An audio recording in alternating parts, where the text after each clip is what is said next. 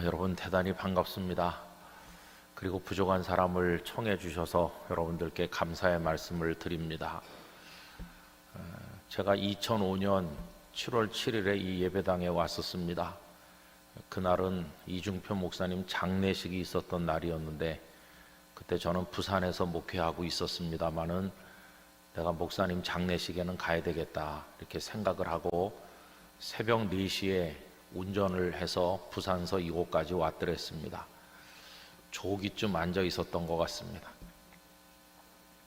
그날 비가 굉장히 많이 와서 부산에서 이곳에 오는데 중간에 고속도로에 차들이 운행을 못하고 갓길에 다 서 있어야 될 정도로 앞이 안 보이게 비가 쏟아지기도 했었는데 그때 이 예배당에 와서 목사님의 장례 예배에 참석했던 기억이 지금도 납니다.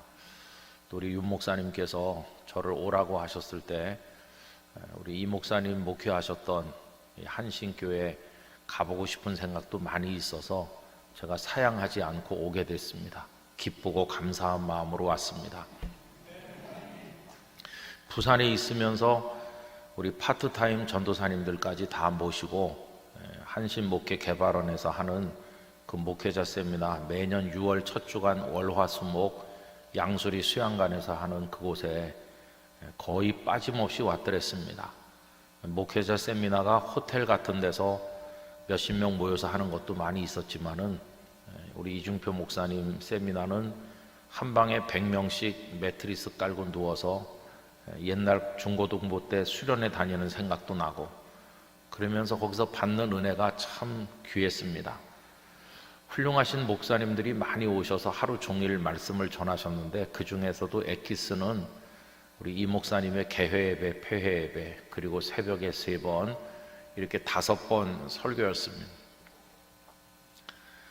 그리고 이곳에 장례식을 끝난 다음에 제가 돌아가서 여기 사무실에 전화를 해가지고 이 목사님 이름으로 출판된 책을 한 50여 권 되는 것 같은데요.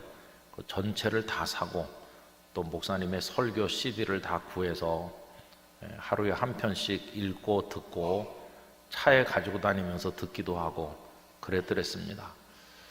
많은 목사님들이 계시지만은 우리 이 목사님이 가르치시는 그 설교 말씀은 그 영성이 예수님을 꼭 빼닮았다 그런 생각이 들고 그래서 저에게 많은 감동과 감화를 주셨습니다.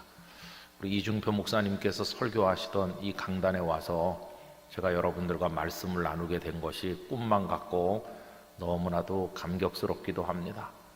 사람의 생각으로는 목사님 좀 더 장수하셔서 우리 한국교회 후배들에게 더 많은 영적 귀감이 되셨으면 하는 아쉬움이 있는데 하나님의 뜻은 우리가 알 수 없는 것이죠. 사랑하는 이를 곁에 두기 위해서 사랑하는 사람 일찍 부르신다고 어느 장수하는 목사님이 그렇게 말씀하셨습니다. 나는 왜 안 부르시나 그러면서 하신 말씀이 지금도 기억이 납니다. 여러분 어쨌든 5번에 걸쳐서 말씀을 생각하게 되었는데 우리가 이렇게 처음 만났지만은 우리 마음속에 기쁨이 있는 것은 우리들이 다 동일한 하나님의 자녀이기 때문입니다. 같은 성경 말씀을 읽으면서 동일한 생명의 구주 예수님을 믿으면서 우리가 동일한 천국을 향해서 나가고 있기 때문에 우리 안에 거룩한 영적 교제가 있는 줄로 믿습니다. 우리의 교제는 사람과 사람의 육적인 교제는 아닙니다. 요한일서 1장 3절의 말씀처럼 우리의 사귐은 하나님과 그리스도 예수님과 함께 나누는 것이라고 말씀하고 있습니다. 그리고 이 교제의 핵심은 하나님의 말씀이라고 생각합니다. 여러분 말씀은 흔히 개혁교회에서는 3종류의 말씀이 있다고 얘기하는데 첫째는 세우신 주의 종들을 통해서 외치게 하시는 설교라고 하는 말씀이 있지요. 이 설교는 하나님의 말씀인 이 성경을 이해할 수 있도록 도와주고 또 길라잡이가 되는 역할을 합니다. 그래서 처음 성경을 접하는 이가 굉장히 어려워하기 때문에 설교를 들으면 성경을 이해할 수 있고 성경 속으로 들어가게 도와주는 역할을 하는 것이죠. 그러나 설교에는 또 한계도 있습니다. 왜 그러느냐 하면은 그걸 말하는 사람이 연약한 인간이기 때문이죠. 그래서 설교를 절대시하다 보면 이 하나님의 말씀과 유리된 인간의 이야기를 자칫 하나님의 말씀인 줄로 착각하거나 과대 포장한다면 그건 설교자의 잘못임과 동시에 청중의 어리석음이 될 것입니다. 그래서 저는 설교를 여러분들이 접하실 때 거룩한 분별력이 있으시기를 바랍니다. 앞으로도 많은 설교를 교회에서도 듣고 또 인터넷 상에서도 들으실 텐데 말씀을 분별하는 영적 분별력이 이 시대에 더욱더 요구된다고 생각합니다. 더군다나 유튜브 같은 데는 온갖 설교가 난무하고 있습니다. 검증되지 않은. 그래서 그 속에 정말 위험한 것들이 많이 있기 때문에 저도 인터넷에서 설교를 들을 때는 분별해서 듣기 위해서 노력을 많이 합니다. 여러분, 분별력을 가지기 위해서 그 다음에 우리가 해야 될 것은 이 기록된 말씀, 이 성경이라는 책으로 우리에게 주어진 이 기록된 하나님의 말씀에 집념을 가져야 됩니다. 복 있는 사람은 여호와 율법을 주야로 묵상한다고 그랬으니까 우리 한신교회 성도들이 하나님의 말씀을 창세기로부터 요한계시록까지 깊이 읽으시고 묵상하시고 그 말씀을 따라 살아가시기를 바랍니다. 이 말씀은 그 자체로 능력입니다. 태초에 하나님께서 세상을 창조하실 때 말씀으로 창조하셨죠. 우리 사람의 말은 공허할 때가 많습니다. 사람은 말을 해도 뭔가 이루어지질 않습니다. 그러나 하나님께서는 말씀하면 바로 뭔가가 이루어집니다. 빛이 있으라 말씀했더니 빛이 존재했습니다. 말씀은 곧 현실 속의 열매로 나타나는 것이죠. 그게 우리와 하나님의 결정적인 차이 중에 하나입니다. 그래서 우리가 하나님의 기록된 말씀 성경을 읽을 때 그냥 오래전에 어떤 사람들에게 주어졌던 옛날 얘기나 옛날 사람들에게 들려주신 말씀으로 여겨서는 안 되고 이 말씀이 살아서 역사하는 좌우의 날선 어떤 검보다도 더 예리해서 오늘도 나의 혼과 영과 간절과 고수를 찔러 쪼개고 새로운 창조의 역사를 이루는 생명의 말씀인 것을 믿고 그 말씀을 받아야 되는 것입니다. 여러분, 하나님의 말씀 속으로 깊이 들어가시면 그 속에 얼마나 깊고 넓고 오묘한 것들이 많은지 그 말씀의 꿀송이보다 더 달다고 표현된 그 기쁨을 여러분들이 풍족하게 누리시기를 바랍니다. 그래서 말씀에 배부른 분이 되시면은 분별력도 생겨서 어떤 설교를 접해도 그것이 진리인지 아닌지를 판단할 수 있는 거룩한 귀가 열리게 될 것입니다. 그리고 궁극적으로는 말씀은 우리 주님이십니다. 그래서 우리 주님은 말씀, 로고스이시죠. 태초에 말씀이 계시다. 그 로고스, 우리 주님이 그분 자신이 곧 말씀이십니다. 그래서 사람 몸을 입고 이 땅에 오신, 성육화돼서 오신 말씀, 그분이 바로 우리 예수 그리스도이시죠. 이 성경은 하나님의 말씀이지만 성경이 우리에게 보여주고자 하는 분이 예수님이십니다. 구약은 예수님을 우리에게 보내주시겠다고 하는 언약이고 약속이고 그것이 성취돼서 신약에 예수님이 이 땅에 탄생하셨고 예수님이 십자가와 부활의 역사를 통해서 우리를 구원하시는 생명의 길을 활짝 열어놓으셨는데 여러분, 그건 지금도 현재 진행형입니다. 요한복음 3장 16절, 아무리 악한 죄인이라 할지라도 어떤 죄를 저질렀다고 할지라도 예수님 그 독생자를 믿으면 멸망하지 않고 영생을 얻게 해 주신다고 말씀하셨고 지금 그게 현재 진행형으로 지구촌 구석구석에서 이루어지고 있는 중입니다. 아프리카에도 아시아에도 아메리카 땅에도 남미든지 유럽이든지 어디서든지 예수님을 믿으면 멸망치 않고 영생을 얻는 역사가 이루어지고 있는 것입니다. 여러분, 우리는 특별히 똑똑하거나 유능하거나 재주가 많거나 탁월해서 이 자리에 있는 것이 아니라 하나님의 성령께서 어두운 우리 영혼 안에 등불을 밝혀주시고 하나님의 택하심과 부르심 가운데서 이 진리를 깨닫게 하셨고 믿게 하셨고 고백하게 하셨고 감사하게 하셔서 오늘 이 자리에 있게 해주신 것입니다. 이 모든 것이 주님의 은혜인 줄로 알고 우리 하나님께 영광을 드리고 감사를 올려야 될 줄로 믿습니다. 이 고귀한 진리를 세상 모든 사람들이 믿어야 되는데 영적으로 어두운 오늘의 시대에 와서 사람들은 다 자기 소견에 옳은 대로 마치 사사기 시대처럼 살아가는 혼란의 시대를 우리는 맞이했습니다. 얼마나 인간들은 폭력적이고 잔인한지 지금 벌어지고 있는 전쟁의 뉴스들을 통해서도 이 세상에 희망이 있을까 하는 생각들을 많이 가지게 됩니다. 그런 가운데 오늘 우리는 이 자리에 모인 것입니다. 여러분, 여기서 돈이 떨어지는 것도 아니고 여기 왔다 간다고 출세하는 것도 아니고 여기 왔다 간다고 누가 알아주지도 않습니다. 오히려 다른 사람들은 우리를 비난하거나 비웃을 것입니다. 그런데도 우린 오늘 이 자리에 기쁘고 감사한 마음으로 참여했습니다. 왜냐하면 세상과는 다른 구별된 하나님의 영이 우리 안에 역사하고 계신 결과이기 때문인 것이죠. 우리를 이곳으로 이끌어 오신 분은 성령님이십니다. 우리를 이끌어 가실 분도 성령님이시고 성령님의 역사 안에서 우리는 승리하게 될 줄로 믿습니다. 저는 한신교회 집회 요청을 받고 어떤 말씀을 같이 나눌 것인가 이렇게 생각을 하다가 목사로 수십 년을 살고 오늘에 와서 많이 고민하게 되는 주제들을 여러분들과 나누려고 생각을 했습니다. 그래서 이번에 주제 자체가 조금 좀 특이하죠. 거꾸로 보면 바로 보인다, 그런 내용을 정하게 됐습니다. 여러분, 왜 거꾸로 봐야 될까요? 그것은 지금까지 보아온 것이 잘못 본 것이 많다고 하는 걸 전제로 한 겁니다. 지금까지 바라본 나의 시각이 잘못된 게 많기 때문에 그걸 좀 뒤집어서 반대로 다른 시각에서 거꾸로 보면 오히려 진리가, 하나님께서 우리 주님께서 알려주시고자 하는 진리가 더 분명하게 보이지 않겠나, 이런 생각을 가지고 성경을 한번 거꾸로 읽어보려고 노력을 한 끝에 제가 받은 몇 가지 은혜를 여러분들과 함께 나누려고 생각을 한 것입니다. 여러분, 오늘 첫날 저녁이기 때문에 오늘 이 시간부터 시작을 해서 5번에 걸쳐서 거꾸로 보는 5가지 시각을 우리가 나누려고 생각을 하는데, 오늘 첫날 이 시간에는 바깥을 보던 우리의 눈을 돌려서 안을 보는 것, 그래서 밖에서 안으로 이렇게 제목을 정하게 됐습니다.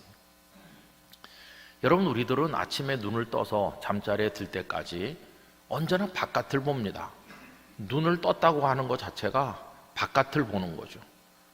그래서 우리의 가장 치명적인 약점은 우리 자신을 보지 못한다는 것입니다.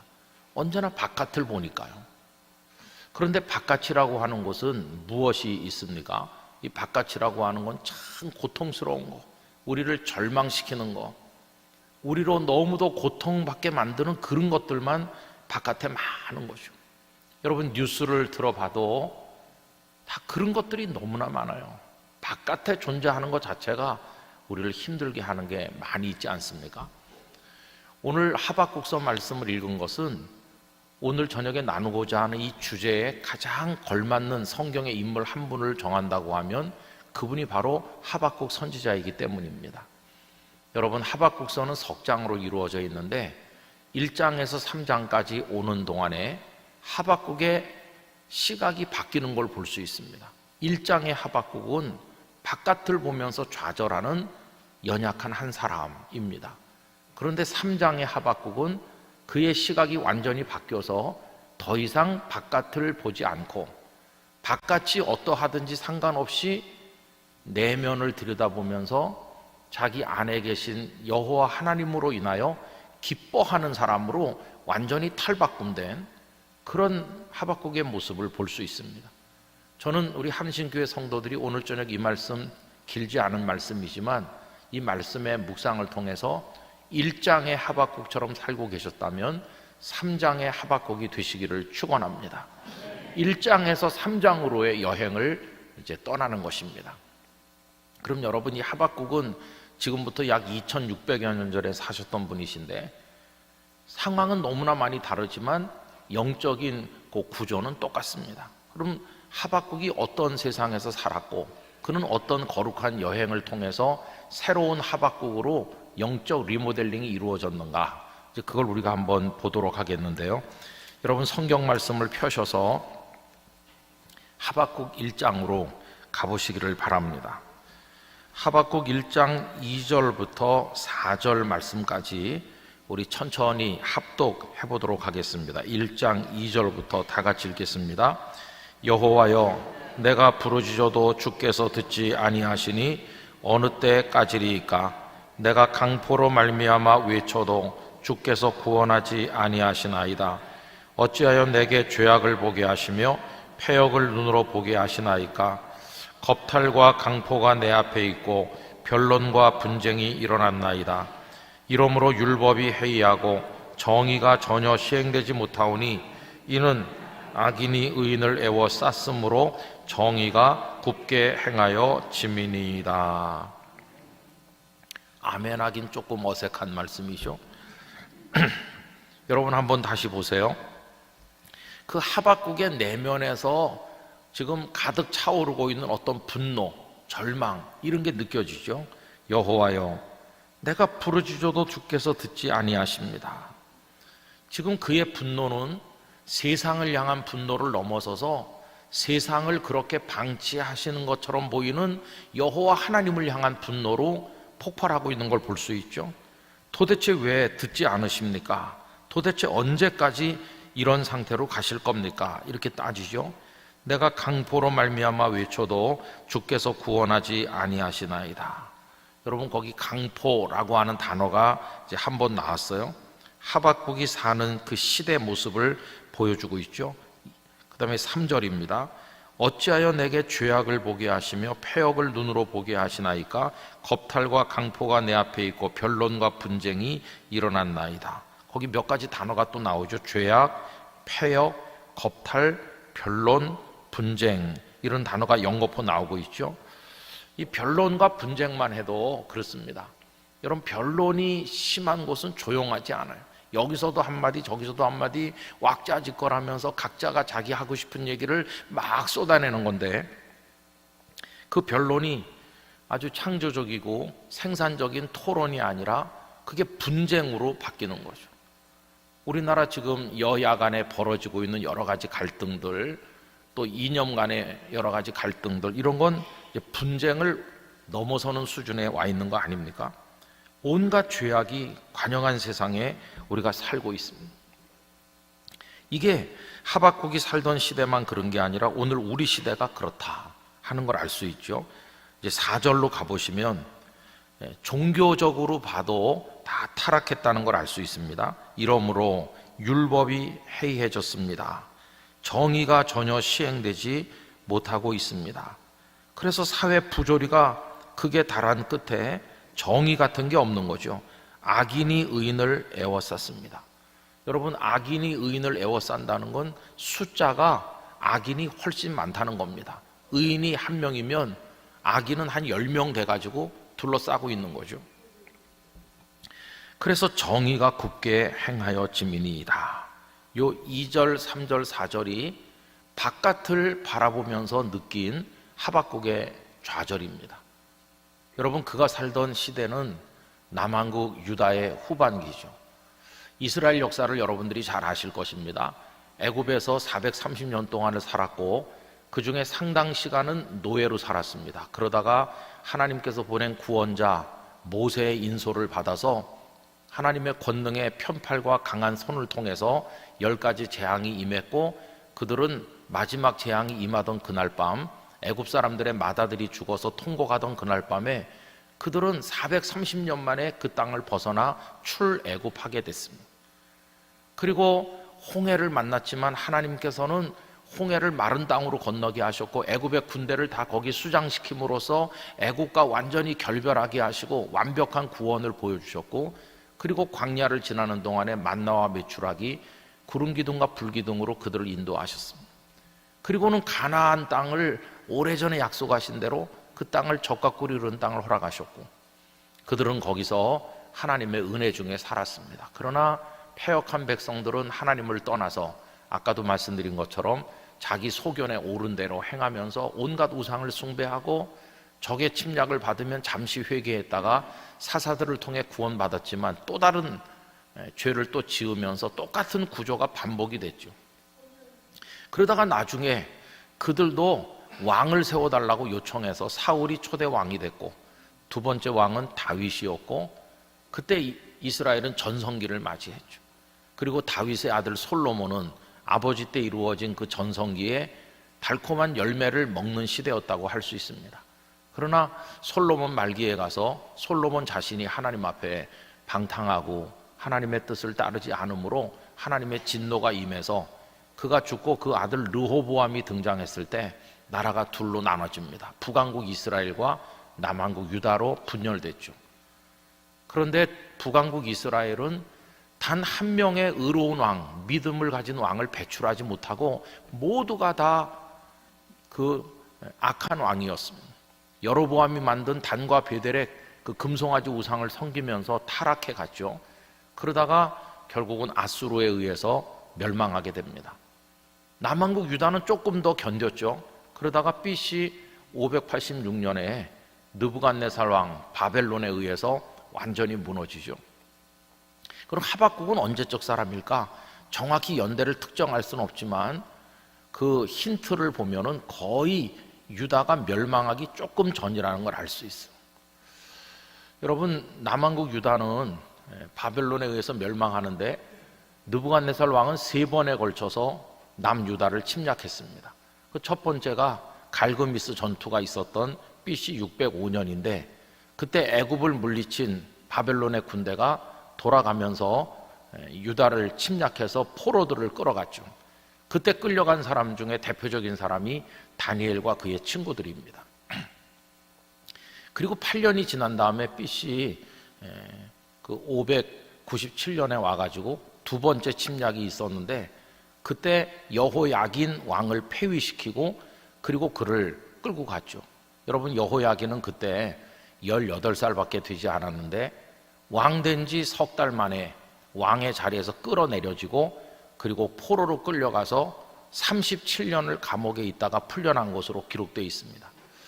물론 그의 나이가 18살의 왕이 됐다고 하는 귀절도 있고 또 8살의 왕이 된 걸로 나와 있는 것도 있지만 여러 가지 정황으로 보면은 아마 18살이 맞지 않나 그런 생각이 듭니다. 여호야긴을 끌어간 그때 함께 포로가 됐던 사람은 그 유명한 선지자 에스겔이죠. 에스겔은 포로로 끌려가서 포로들이 살던 그발 강가에서 환상을 보고 예언 활동을 했던 분이시죠. 그리고 느부갓네살은 여호야긴을 끌고 간 그 자리에 그의 숙부인 시드기야를 왕으로 세웁니다. 시드기야가 남왕국 유다의 마지막 왕이죠. 그래가지고 버티다가 결국은 3차 침공을 맞이하게 되는데 BC 587년이었습니다. 와가지고 1년이 넘도록 예루살렘을 포위하고 있다가 그 다음에 586년에 완전히 무너지죠. 예루살렘 성전이 다 불타고 거름더미가 되고 피가 강물처럼 흐르고 시드기야는 여리고 쪽으로 도망을 쳤는데 결국은 붙들려서 끌려가게 되죠. 끌려가서 보니 자식들이 다 잡혀와 있고 그 자식들이 적의 칼에 죽어가 나가는 것을 아버지가 이 땅에서 마지막으로 본 게 그겁니다. 자녀들이 죽는 걸 마지막으로 보고 얼마나 기가 막힌 일입니까? 그 다음에는 그의 눈을 뽑아버렸어요.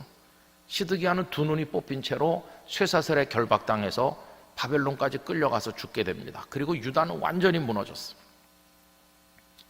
여러분, 이게 남왕국 유다의 마지막 모습이에요. 그 현장을 온몸으로 지키면서 눈물을 쏟으면서 외쳤던 선지자가 눈물의 예언자라고 하는 예레미야인 거 잘 아시지 않습니까? 그렇게 이제 몰락해 가는데 하박국은 언제적 사람일까?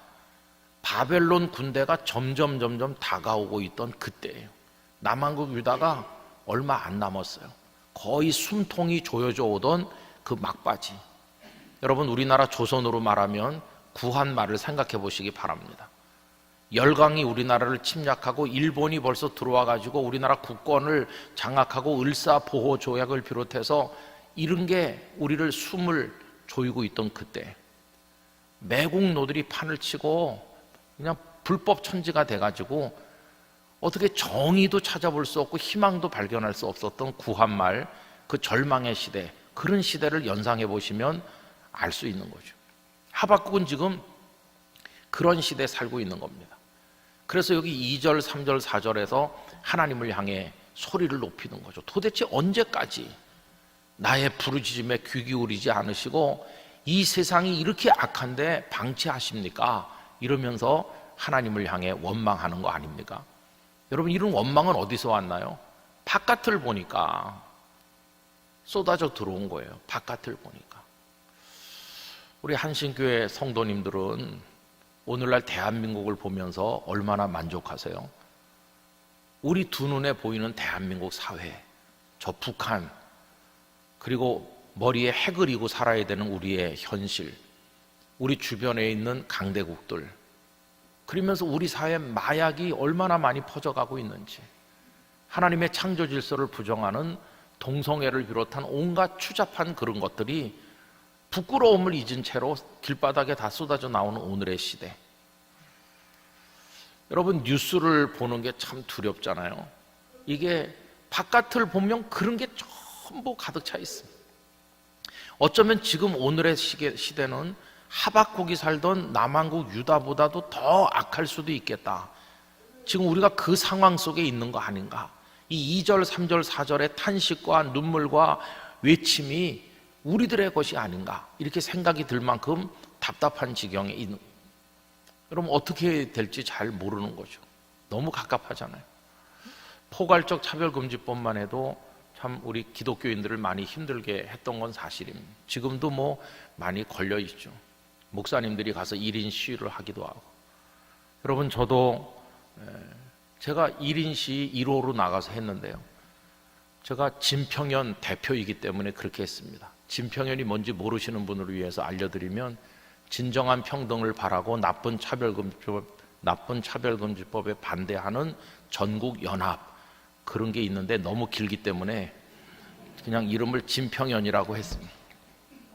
몇백 개 단체가 거기 가입되어 있는데 거기 오는 분들도 단체 이름을 잘 몰라요. 너무 길어가지고. 거기는 불교 단체도 들어있고 캐톨릭도 있고 뭐 대부분이 우리 개신교 시민 단체들 이렇게 들어있습니다. 그래서 우리 사회를 동성애나 이런 것으로부터 지켜내야 된다, 이렇게 하는 거죠. 그래서 국회의원들이 가장 많이 출근하는 시간에 그 앞에 가서 1인 시위를 하고, 그 이후에 목사님들이 차례차례 많이들 지금도 이어서 하고 계시는 중에 있죠. 여러분, 이런 걸 왜 해야 되는 겁니까? 우리 사회가 왜 이렇게 됐나? 또 대한민국만 그런 게 아니고 소위 선진국이라고 하는 나라에서 그런 것들이 지금 들어오는 건데, 마약도 들어오고 세상이 왜 이런가? 하마스의 잔인한 그런 테러, 그걸 응대하는 이스라엘의 또 적개심, 거기서 희생돼 나가는 말할 수 없이 많은 사람들, 이걸 보면서 참 인간이 악하구나. 여기 첨단 과학이 발전하고 뭐 반도체 기술이 뭐 발전하고 로봇이 나오고 AI 시대가 온다고 그러지만은, 그래서 무슨 유토피아가 오나, 희망이 있나, 이런 생각을 해보면 정말 희망이 없어. 또 이걸 우리 가정으로 돌리면 어떻습니까? 뭐 세상을 말할 거 없이 내 눈앞에 있는 우리 가정, 여러분의 가정은 얼마나 만족하세요? 눈 뜨면 보이는 그녀와 그남 어떠세요? 흡족하세요? 아니면 어떻게 그런 여자가 내 앞에 있는 건가? 이런 영감이 내 앞에 있는 건가? 이러세요? 또 여러분이 10달 동안 배 아파서 낳은 아들, 딸에 흡족하게 만족하세요? 내가 낳은 애가 맞나? 그러시진 않으세요?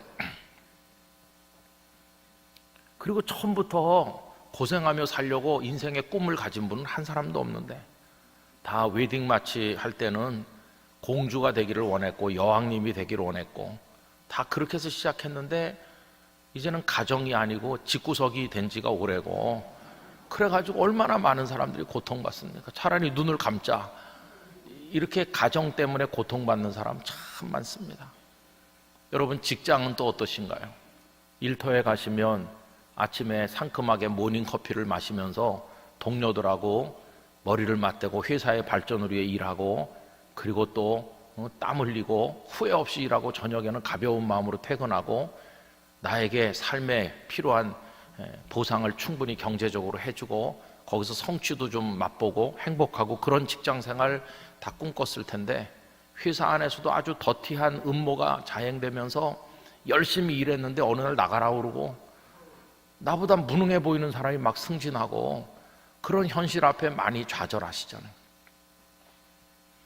그러니까 우리 삶을 에워싸고 있는 게 모두가 다 바깥에 있는 건데 내 밖에 있는 그것들이 얼마나 우리를 좌절시키는지 몰라요. 여러분, 그게 보통 사람만 그런 게 아니고 저 같은 목사도 똑같습니다. 신학교 들어갈 때 선지동산에 간다. 정말 주님을 위해서 나의 일생을 바치고 생명이라도 드려야, 그런 마음으로 다 올라가서 엎드려 기도하면서 말씀을 공부하고 그리고 꿈을 가지고 목회지에 가는 거죠.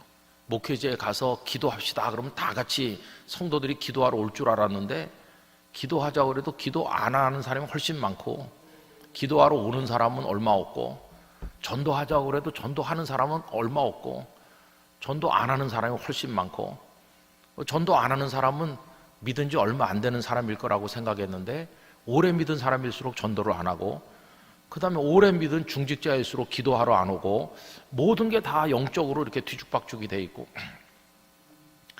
성경 퀴즈 하면 1등 하는 사람이 가장 말씀대로 안 살고 그런 혼란을 우리가 많이 경험하고 있어요.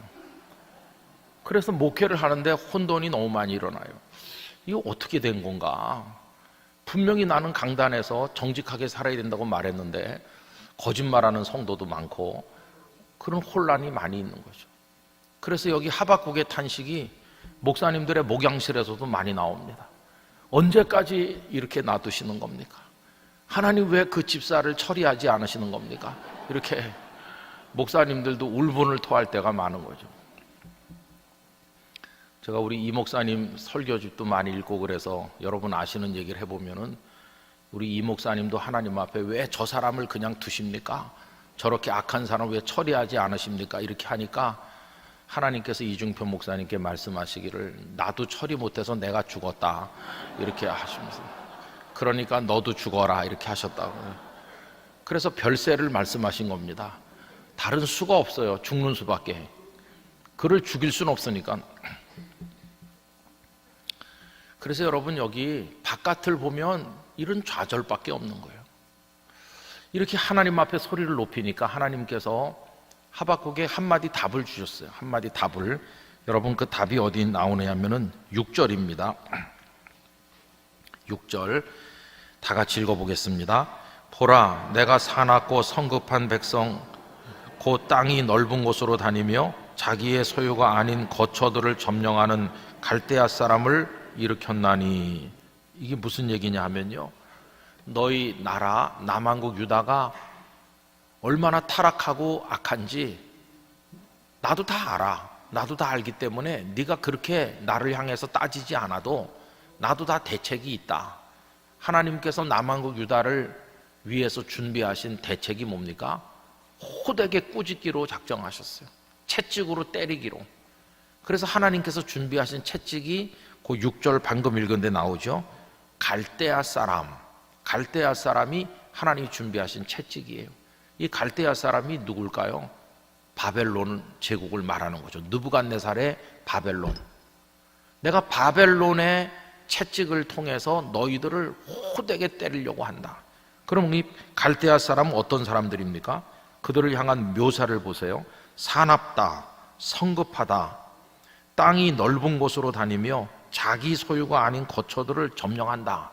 다른 나라를 마구 점령해 나가는 아주 거친 백성, 그 갈대아 사람들을 내가 이 유다로 데려와서 너희들을 호되게 책망하겠다. 그래서 어떻게 됐습니까? 아까 말씀드린 것처럼 3차례에 걸쳐 침략을 받은 끝에 완전히 망해버렸잖아요. 이게 하나님이 준비하신 대책이었어요. 정의가 시행되지 못하고 율법이 해이하고 악할 대로 악한 남한국 유다를 향한 하나님의 대비라고 하는 게 때리는 거였어요. 때리는. 저는 요즘에 참 두렵습니다.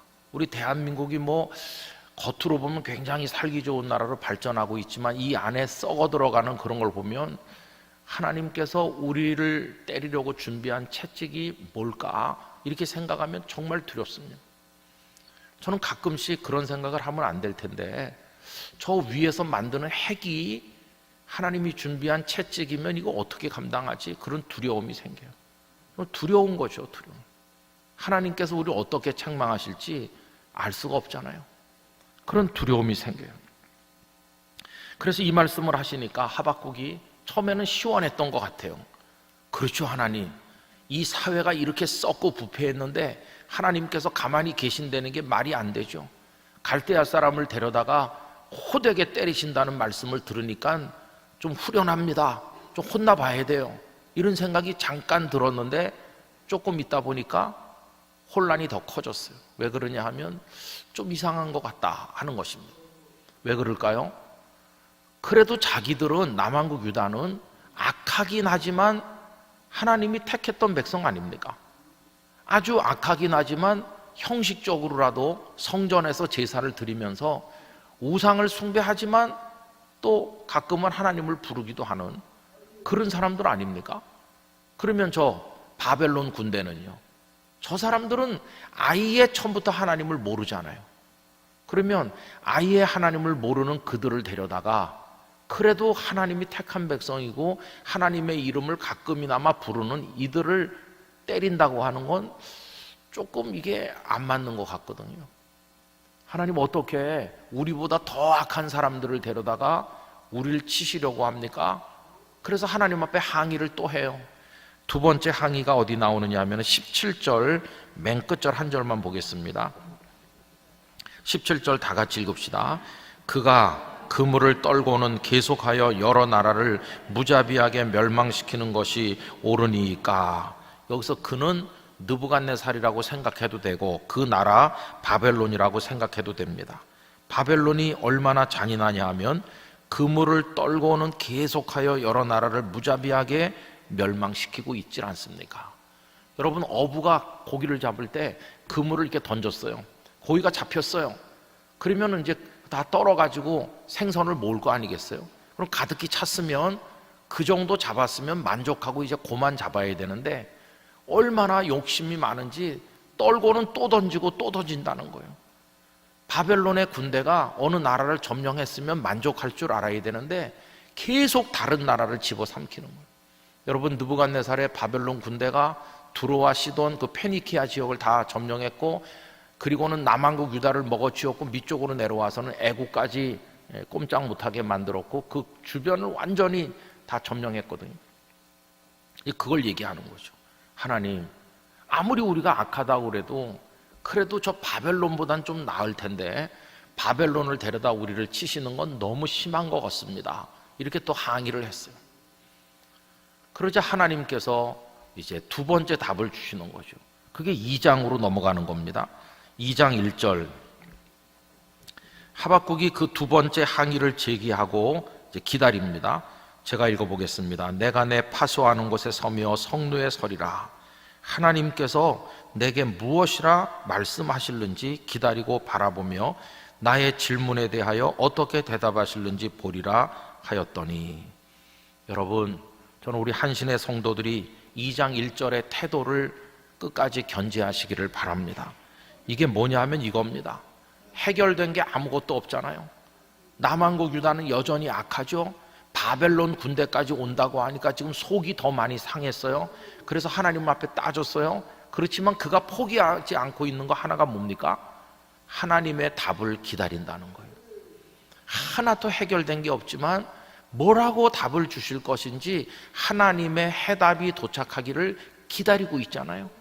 여러분, 아무리 답답한 현실을 만나신다 할지라도 하나님의 응답을 기다리시기 바랍니다. 기다리면서 하나님을 바라보시기 바랍니다.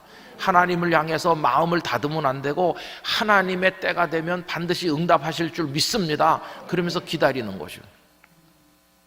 기다리고 바라보며 어떻게 대답하실는지 보리라. 아직 이 사람이 하나님을 바라보는 한 희망이 아직 있는 것이에요. 하나님을 향해 눈을 드는 한 희망이 있는 거죠. 그죠? 자, 그랬더니 드디어 하나님께서 두 번째 답을 주십니다. 2절. 여호와께서 내게 대답하여 이르시되 너는 이 묵시를 기록하여 판에 명백히 새기되 달려가면서도 읽을 수 있게 하라. 이런 얘기죠. 하박국, 나 너의 마음 다 알아. 그래서 내가 이제 두 번째 답을 주려고 하는데, 지금 너에게 하는 이 답은 굉장히 중요한 거다. 그러니까 너만 혼자 알고 있어서는 안 되고, 달려가는 사람도 금방 볼 수 있을 정도로 아주 크게 써야 된다, 그런 얘기거든요. 판에 명백히 새기되 달려가면서도 읽을 수 있게 하라. 그 다음에 3절, 이제 내가 너에게 주려고 하는 이 묵시, 이 답은 반드시 이루어질 정한 때가 있는 거다. 그냥 한번 해보는 얘기가 아니고 반드시 이루어지는 정한 때가 있는데, 그 종말이 속히 이르겠고 결코 거짓되지 아니하리라. 비록 더딜지라도 기다리라. 하나님의 때가 왜 안 오나 하고 답답하겠지만은 기다리라는 거예요. 그러면 지체되지 않고 정한 때에 반드시 응하게 될 것이다. 그러면서 꼭 이루어질 거니까, 이제 내가 너에게 주려고 하는 답은 반드시 성취될 거니까 기다리면서 마음에 새겨야 된다, 이렇게 하시죠. 그리고 4절은 다 같이 읽겠습니다. 보라, 그의 마음은 교만하며 그 속에 정직하지 못하나 의인은 그의 믿음으로 말미암아 살리라. 할렐루야. 여러분, 이 4절은 너무도 중요한, 하박국 1장에서 3장까지 전체를 결정짓는 그런 말씀이죠. 전반부와 후반부가 판이하게 다릅니다. 4절을 눈으로 다시 한번 보세요. 보라, 그의 마음은, 여기서 그는 바벨론을 가리키는 거예요. 바벨론이라고 하는 나라, 그 바벨론을 다스리는 느부갓네살, 그 마음이 교만하고 그 속에서 정직하지 못하다. 바벨론은 악하다, 그런 얘기거든요. 그럼 바벨론은 지금 어떤 존재입니까? 하박국과 하박국이 살고 있는 남한국을 거칠게 몰아붙이는 원수들이죠. 그런데 그 원수가 아주 악한 세력이에요. 여러분, 원수가 연약하면 두려워할 게 없어요. 근데 원수가 강하면 두렵죠. 근데 왜 강하기만 한 게 아니라 강한 데다가 악하기까지 하면 이건 뭐 어떻게 해볼 수가 없는 거죠. 지금 바벨론이 그런 거예요. 이걸 다른 말로 말하면 너를 둘러싸고 있는 환경이 악하기도 하고 강하기도 하다는 거예요. 아까 그 악인이 의인을 에워싼다고 그랬는데, 의인은 한 명이고 악인은 10명이라는 식으로 너를 에워싸고 있는 너의 주변 환경이 너무도 악하고 그들은 강하다, 너는 그 안에 포위되고 있는 것처럼 희망이 없다, 그런 얘기예요. 상반절만 읽으면 절망이죠, 그죠? 그런데 상반절의 그 절망을 뒤집는 놀라운 은혜의 말씀이 4절 하반절이죠. 4절 하반절, 그렇다고 할지라도 환경은 그렇지만, 이렇게 하는 거죠. 환경은 그렇지만 의인은, 이 의인이 누굽니까? 아까 1장에서 악인들에게 에워싸여 있는 의인이죠. 악인들에게 에워싸여서 희망이 없는 그 의인은 끄트머리 단어가 뭡니까? 죽습니까? 아니요, 삽니다. 살아. 이게 놀라운 거죠. 악인들에게 둘러싸였으면은 그 의인은 죽어야 될 것 같은데 의인이 산다는 거예요. 여러분, 의인은 살리라. 이게 복음인 줄로 믿습니다. 어떻게 의인이 살 수 있습니까? 하나님이 살려주시기 때문이죠. 하나님은 살려주시는 분이시거든요. 하나님은 생명의 하나님이시거든요. 그래서 의인은 죽을 것 같은데 사는 거예요. 죽을 줄 알았는데 산다는 거예요. 어떻게 사나? 그 가운데 그 비결이 나오죠. 그의 믿음으로 말미암아 살리라는 거예요. 여러분, 여기 의인은 여러분들이시고 접니다. 우리는 지금 악한 세력에 에워싸여 있어요. 살지 못할 것 같아요. 절망의 상황에 있어요. 그런데 우리는 살 줄 믿습니다. 우리의 결론은 사는 거예요. 어떻게 사나? 그의 믿음으로 말미암아 산다는 거예요. 그럼 여러분, 이제 여기서 중요한 건 그의 믿음이라고 할 때 그가 누구냐 하는 것입니다. 의인은 그의 믿음으로 말미암아 산다. 여러분, 이 문장을 자세히 읽어보면 그가 누구 읽어왔습니까? 그가 의인이죠. 의인. 의인이 하나님을 향해서 가지는 믿음으로 말미암아 그 사람은 살게 될 거다. 그리고 의인이 어떻게 하는 겁니까? 하나님, 바깥 세상이 캄캄합니다. 너무도 악합니다. 저는 못 살겠어요. 정말 나오는 건 눈물밖에 없고 탄식밖에 없어요. 하나님, 나를 이렇게 버리시진 않을 거죠? 저 세상에 절망했지만 하나님을 향해서 아직도 저 포기하지 않았어요. 하나님, 저를 구원하실 줄 믿습니다. 그럼 이게 믿음이죠, 그죠? 여러분, 이건 뭘 말해주느냐 하면 아무리 어렵고 힘든 상황이 와도 하나님을 향해서 손을 내밀라는 것입니다. 믿음의 손을 내밀라고 말씀하는 거죠. 이럴 때 그가 우리 자신이죠. 의인은 그의 믿음으로 말미암아, 사람이 하나님을 향해 믿음을 가질 때 그 믿음으로 그가 살 것이다, 그렇게 되는 거죠. 그런데요, 이 그가 우리 사람을 가리키는 단어로 끝나는 게 아니에요. 여기 그의 할 때 이 그가 때로는 하나님을 가리키기도 합니다. 하나님. 여러분, 마소라 텍스트라고 하는 히브리어 원문으로 되어 있는 그 성경 텍스트 중에 이 그를 하나님을 믿는 사람을 가리키는 거다 이렇게 안 돼 있고, 이 그가 하나님을 가리키는 걸로 돼 있는 성경들이 있어요. 그럼 이게 어떻게 되느냐면 의인은 산다. 어떻게? 그가 하나님을 믿어서 사는 게 아니라 반대로 하나님께서 그 의인에 대해서 가지고 계신 믿음으로 인해서 그 사람이 살게 될 거다. 해석이 반대로 되는 거죠. 이때 이 믿음은 히브리어 단어로 에무나라고 하는 것입니다. 이 에무나에서 여러 단어들이 파생했는데 한마디로 말하면 변치 않음, 신실함, 그런 뜻이에요. 그럼 여러분, 우리가 하나님을 믿는다고 할 때 하나님을 향해 우리가 완전한가요? 하나님을 언제나 온전히 의지하나요? 뜨겁게 끝까지 하나님만 바라보나요? 우린 그렇지 못해요. 교만할 때도 많고, 죄될 때도 많고, 하나님을 놓칠 때도 많고, 하나님께 등 돌리고 떠날 때도 많고, 우리는 하나님을 향해 온전하지 못해요. 우리는 하나님의 손을 놓아버렸어요. 그런데 죽어야 될 것 같은데 죽지 않고 살아있어요. 어떻게? 나는 그분을 놓았지만 하나님은 내 손을 놓지 않으셨으니까요. 그래서 우린 사는 것이에요. 여러분, 이게 내가 하나님을 잘 믿어서 사는 거다 이렇게 하면 그 믿음까지도 율법이 되고 말아요. 내가 워낙 하나님을 잘 믿으니까 하나님도 나를 못 버리실걸, 이렇게 하면은 내 공로로 내가 구원받는 게 돼요. 그러나 나는 수도 없이 하나님을 배신했지, 하나님 원망하고 떠났지. 그런데 하나님이 나를 놓지 않으심으로 나를 향해 신실하시고 털끝만큼도 변하지 않기 때문에 나 같은 게 아직도 생명이 붙어 있는 거야. 이렇게 하면 이게 뭐가 됩니까? 말로 다 할 수 없는 은혜가 되는 거예요. 은혜. 여러분, 오늘 저녁에 우리가 이 자리에 있는 거 하나님의 은혜입니다. 은혜. 나의 나 된 것이 다 하나님의 은혜입니다. 예수님을 믿는다고 하면서도 얼마나 많이 범죄했나요? 목회하면서도 범죄하고, 교회 중직자로 살면서도 하나님 섭섭하게 만들고, 그런 게 수도 없이 많지만 어떻게 우리가 살게 되나? 그분이 우리에게 대해서 신실하시기 때문이에요. 여러분, 이스라엘 백성들이 시내산 아래서 하나님하고 언약을 맺었어요. 너희는 내 백성 되라. 알겠습니다. 나는 너희의 하나님이 돼줄게. 우리 변치 말자. 이렇게 새끼손가락 걸고 시내산 언약을 맺었어요. 그런데 이 백성들은 하나님을 수도 없이 배신했어요. 우상 숭배하고 온갖 악행을 다 저질러요. 마치 간음하는 여자와 같아요. 그 호세아의 아내 고멜과 같아요. 데려다 놓으면 또 바람나서 또 나가고 그런 여인과 같아요. 그런데 고멜이 어떻게 삽니까? 그 여인이 회개하고 돌아와서 사는 게 아니라 호세아가 변하지 않아서 사는 거예요. 호세아가 변하지 않고 또 가서 고멜을 설득해서 데려오고 또 가서 그녀를 사랑하고 그러잖아요. 여러분, 우린 수도 없이 범죄하고 넘어졌지만 하나님의 변치 않는 사랑 때문에, 우리를 향해서 신실하시기 때문에 우리가 하나님의 자녀가 되는 줄로 믿습니다. 그래서 내가 너를 살려준다는 거예요, 한마디로 말하면. 그래서 여러분, 여기 2장 4절을요, 의인은 그의 믿음으로 말미암아 살리라, 이 말씀은 이렇게 풀어서 얘기할 수 있어요.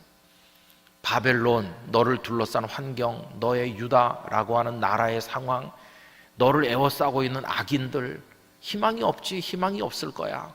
그러나 너 잘 들어라. 너 안 죽어.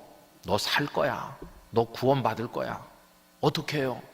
내가 너를 살려줄 거거든. 난 너를 사랑하거든. 그러니 너도 나만 바라봐라. 이제부터 너도 나를 믿어. 내가 너를 향해서 끝까지 변하지 않을 거니까 너도 나를 믿어. 그러면 너는 사는 거야. 여러분, 이게 결정적으로 하박국의 생각을 바꿔놓는 거예요. 1장의 하박국은요, 어떻게 하면 살 걸로 생각했냐면, 하나님, 우리나라 너무 강포가 심해요. 정의가 없어요. 변론과 분쟁이 너무 많아요. 이런 것 좀 없어지게 해주세요.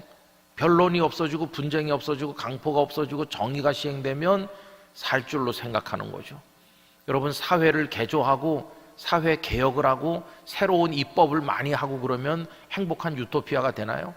인간 본성이 악하기 때문에 안 되는 것이죠. 희망이 없어요. 그런데 어떻게 구원받는가?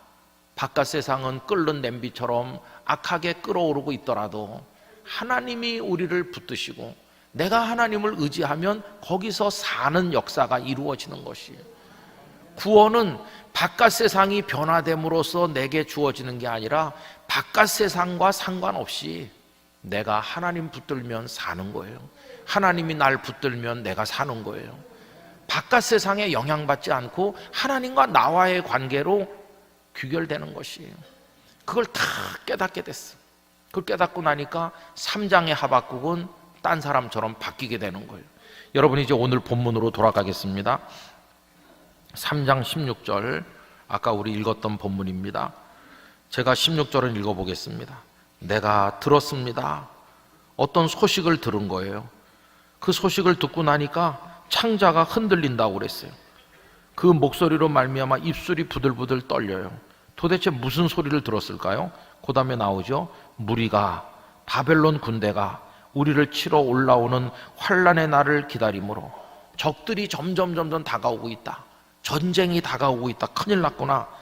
그런 소식이 점점 가까이 다가오고 있기 때문에 창자가 흔들리는 것 같고 입술이 떨리고 그래요. 그리고 썩이는 것이 내 뼈에 들어왔다. 뼈가 막 삭아서 썩는 것 같아요. 몸이 내 처소에서 떨린다. 여러분, 몸이 처소에서 떨린다는 건 내 처소, 이거는 우리 집 아랫목을 말하는 거예요. 우리 집 아랫목에 이불 뒤집어 쓰고 있는데도 덜덜덜 떨리는 거예요.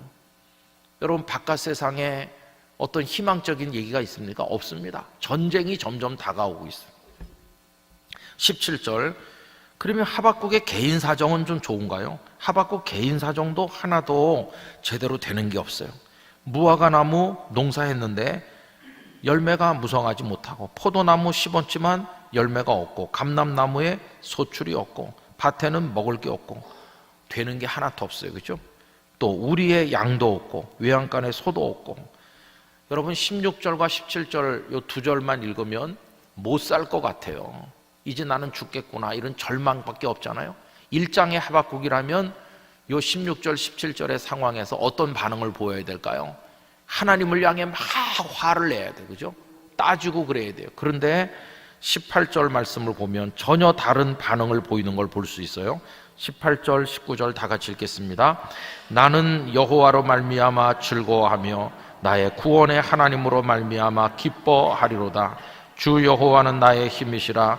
나의 발을 사슴과 같게 하사 나를 나의 높은 곳으로 다니게 하시리로다. 이 노래는 지휘하는 사람을 위하여 내 수금에 맞춘 것이니라. 할렐루야. 여러분, 그 1장의 하박국 같으면 이 16절과 17절의 상황에서 도저히 못 산다고 하나님 앞에 대들었을 거예요. 그런데 아까 2장 4절을 통과했잖아요. 하박국, 너 안 죽어.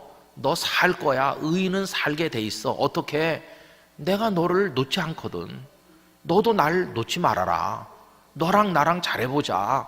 우리 같이 손잡고 너는 나만 바라봐. 바깥 세상 보지 말고 나만 보고 있으면 사는 거야. 이렇게 하셨거든요. 그래서 18절 그걸 가만히 뜯어서 읽어보십시다. 나는 여호와로 말미암아 즐거워하는 거예요. 아, 우리 사회에 이제 변론과 분쟁이 없어졌고 강포가 없어졌고 그래서 즐거워하는 게 아니라 여호와로 말미암아 즐거워하는 거예요. 그런데 그 여호와 하나님은 어떤 분이시라고요? 구원의 하나님으로 말미암아 기뻐하리로다. 여러분, 여기서 구원이 뭘까요? 우리가 생각할 때 구원은 바벨론 군대가 오다가 후퇴해서 가는 거, 그 다음에 유다 사회가 정직하고 올바른 사회로 살기 좋은 세상으로 확 바뀌는 거, 그게 구원일 것 같은데 그런 구원이 지금 있습니까? 없습니까? 없잖아요. 전쟁은 점점 가까이 오고 있고 농사져도 목축을 해도 아무것도 안 됐잖아요. 그런 구원이 아니라는 걸 알 수 있어요. 여기 구원은 뭘까요? 바깥 세상이 변화되는 그런 구원이 아니라 하나님의 품 안에 안기는 걸 구원이라고 말하고 있는 것이, 하나님 안에 들어가는 게 궁극의 구원이다. 그 얘기를 지금 하고 있는 것이죠. 그래서 하나님을 바라보니까 힘이 생겼어. 힘이. 1장에서는 막 죽고 싶을 만큼 힘들었는데 19절 주 여호와는 나의 힘이시라. 하나님께서 살아갈 힘을 주셨어요. 악한 세상에서도 포기하지 않을 힘을 주셨어요. 수도 없이 실패했는데 또 도전할 수 있는 용기를 주셨어요. 다른 사람들이 악할수록 나는 하나님의 말씀대로 살아야 되겠다는 결심이 더 견고해지도록 해주셨어요. 바깥 세상과 무관하게 당당한 그리스도인으로 살아갈 수 있도록 힘을 주셨어요. 여러분, 그런 하나님이 주시는 힘이 여러분들에게도 임하시기를 축원합니다. 이 힘이신 하나님을 고백하는 건 다윗도 똑같잖아요. 시편 18편 여호와는 나의 힘이시요, 나의 힘이시다. 그 사울 왕에게 쫓겨서 그렇게 도망다니고 노숙하고 엔게디 황무지를 헤매고 십 황무지를 헤매고 동굴에서 자고, 그리고 블레셋에 가서 침을 흘리면서 미친 사람 역할, 그런 미친 채도 하고 이런 최악의 상황에 살지만 여호와는 나의 힘이십니다. 살 힘을 주시는 것이 우리 한신교회 성도들에게 하나님이 살아갈 힘을 주시기를 바라고, 나는 살 거다, 죽지 않는다, 이런 확신을 가지도록 도와주시기를 원하는 것입니다. 결국 밖에서 안으로라고 하는 오늘 저녁의 설교 제목은 뭐냐 하면, 더 이상 바깥 세상 보면서 원망하지 말자, 대한민국 사회 현실 보면서 절망하지 말자, 뉴스 보면서 좌절하지 말자, 앞으로 우리나라 국민 소득이 더 늘어난다고 해서 더 잘 살 거라는 기대 같은 것도 가지지 말자. 내가 사놓은 집이 다락같이 올라서 돈이 좀 생겨도 그게 나를 구원할 거라는 기대 같은 건 가지지 말자. 바깥 세상에 대해서 한 걸음 뒤로 물러서서 이제는 좀 초연하자. 그리고 이제는 모든 영혼의 촉각과 모든 감각을 오직 하나님께만 맞추자. 하나님 나를 버리지 않으시니 내가 살 줄 믿습니다. 이제 나도 하나님께만 올인하도록 하겠습니다. 하나님 안에 살도록 하겠습니다. 이렇게 하나님과의 교제가 깊어지시기를 바랍니다. 이게 안을 보는 것입니다. 우리 내면을 들여다보는 거죠. 내 영혼 속을 들여다보는 겁니다. 내 영혼 속에 온갖 악함, 세상에 대한 근심과 걱정, 하나님을 향한 분노, 주변 사람들을 향한 원망, 이런 게 꽉 차 있는데 이제 그거 다 드러내고 내 마음을 정결하게 해서 나의 구원의 하나님, 힘이 되신 여호와 하나님을 내 속에 모시는 거죠. 하나님 한 분으로 만족하는 거죠. 하나님은 나의 전부이십니다. 이렇게 고백하는 거죠. 여러분, 저도 목회를 하면서 다양한 경험을 많이 했어요. 32살에 부산에 가서 작은 교회를 목회하는 것으로부터 해서 예배당을 짓다가 파국에 이른 적도 있고 많은 실패와 좌절들을 경험했어요. 지금은 영락교회 와서 또 감당하기 어려운 교회를 또 섬기고 있기도 해요. 근데 여러분, 이 평생의 환경은 계속 변했어요. 이럴 때도 있고 저럴 때도 있었어요. 작은 교회, 또 지금은 큰 교회, 또 제가 건강했을 때, 병약했을 때, 또 암 수술을 받았을 때, 뭐 다양한 그런 것들이 있어요. 그러나 여러분, 환경은 다양하게 변하고 그것들이 위기로 다가올 때가 많았지만 지나간 수십 년 동안 변치 않은 것 딱 하나입니다. 앞으로도 변하지 않을 것, 그거 하나뿐이에요. 그 하나가 뭐냐 하면 하나님께서 저를 사랑하신다는 거예요. 그리고 저도 하나님을 바라보려고 한다는 그거 하나예요. 그거 하나 외에는 변하지 않아요. 지금은 아내가 있고 자녀들이 있고 뭐 이렇게 있어요. 그러나 영원합니까? 언젠가 내가 떠나든 아내가 떠나든 우리 자녀들도 다 결혼해서 나갈 거고, 이제는 결국은 마지막에 나와 하나님 둘밖에 남는 게 아니에요. 맨 마지막에 가보면 하나님 안에서만 살아야 된다는 걸 알 수 있어요. 저는 목회하면서 수도 없이 많은 목사님들을 만났습니다. 근데 참 발견하는 놀라운 사실이 있어요. 목회 환경이 좋아 보인다고, 성도가 많고 교회가 유명하고 큰 교회라고 목사님이 행복한가? 전혀 그렇지 않아요. 그 상관관계가 거의 없다고 해도 과언이 아니에요. 모르는 사람들은 저 목사님이 그 유명한 교회에서 목회하는데 행복하겠다, 천만에요. 전혀 그렇지 않습니다. 저는 가난한 목사님들도 많이 봤어요. 하나님께서 이상하게 지방에 가서 설교를 많이 하게 하셨습니다. 산청군 기독교연합회, 하동군 연합회, 칠곡, 문경, 뭐 강원도 어디, 뭐 경상도 어디, 이렇게 군 단위로 그럼 50개, 100개 교회가 초교파로 모여가지고 하죠. 뭐 교인 5명, 10명 이런 교회가 태반이거든요. 그분들이 다 연합으로 모여요. 다 시골교회 목사님들 정말 가난합니다.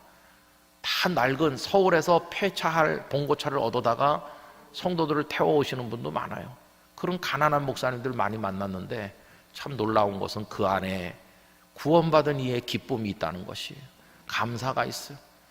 하나님 왜 나를 이런 시골 구석에 버렸습니까? 이렇게 원망하지 않고 얼마 안 되는 성도들과 함께 눈물을 흘리면서 자기 주머니를 털어서 밥을 해서 같이 나눠 먹으면서 그 할아버지 할머니들 집에 가서 밭일을 도와드리고 도배를 해드리고 아프면 병원에 모시고 가고 그러면서 예수님을 얘기하는, 그러면서 30년 40년을 사는, 그리고 얼굴이 천사같이 해처럼 빛나는 그런 목사님들을 많이 만났어요. 어떻게 그럴 수 있나? 답은 하나입니다. 바깥 세상 보면 좌절해서 못 살아요. 그러나 안을 보면 내 안에 주님이 계신 거예요. 내 안에 하나님이 계시다. 그 하나님은 한 번도 나를 외면하신 적이 없으시다.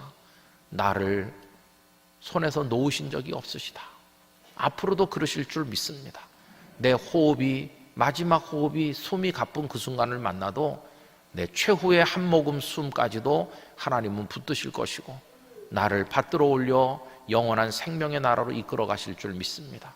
나는 여호와로 인해서 살 줄로 믿습니다. 그다음부터는 바깥 세상은 눈에 들어오지 않는 것이에요. 여러분, 이 두 눈을 뜨면 바깥이 보입니다. 그러나 이제 이 눈은 감고 성도님들의 마음의 눈을 뜨셔서 우리 안에 계신 주님을 바라보시기 바랍니다. 그리고 절대로 주님을 놓치지 않으시기를 바랍니다. 그러면 우리는 살게 될 것입니다. 그 축복에 이미 우리를 초대해 주신 줄 믿습니다. 여러분들에게 그런 은혜가 충만하시기를 진심으로 기원합니다. 그래서 거꾸로 보면 바로 보인다고 그랬는데 바깥을 보지 말고 우리 안에 계신 하나님을 보면 그때 구원의 기쁨이 바로 보이게 될 것이고 은혜를 깨닫게 될 것입니다. 이제 두 번째 얘기는 내일 새벽에 할 텐데 그건 개봉박도입니다. 내일 새벽에 오셔서 함께 해 주시기를 부탁드립니다. 기도하겠습니다. 거룩하시고 사랑이 많으신 아버지 하나님, 바깥 세상은 우리를 절망으로 몰고 갑니다. 좌절시킵니다. 못 살 것 같은 세상입니다. 죽을 것 같은 세상입니다. 그러나 주께서 우리 안에 계시니, 우리를 놓지 않으시니, 우리를 붙드시니 이제 저희도 주님을 붙들고자 합니다. 오직 의인은 그의 믿음으로 말미암아 사는 줄 믿습니다. 주님 한 분만으로 승리할 수 있게 하여 주옵소서. 주님은 나의 힘이십니다 고백하는 한신의 성도들 되게 해 주시옵소서. 예수님의 이름으로 기도 올리옵나이다. 아멘.